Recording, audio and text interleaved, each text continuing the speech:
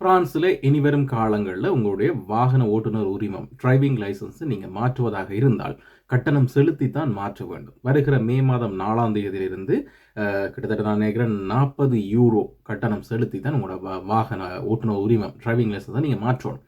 அதாவது யூரோப் நாடுகளாக இருக்கட்டும் மற்ற ஏனைய நாடுகளாக இருக்கட்டும் அந்த நாட்டுக்கும் பிரான்ஸுக்கும் இடையில இந்த டிரைவிங் லைசன்ஸ் தொடர்பான உடன்படிக்கைக்கு உட்பட்டு இருந்தால் நீங்கள் ஆகக்கூடியது ஒரு வருடமே அந்த நாட்டுக்குரிய வாகன ஓட்டுநர் உரிமம் டிரைவிங் லைசன்ஸை வச்சு இங்கே நீங்கள் வாகனம் செலுத்த முடியும்.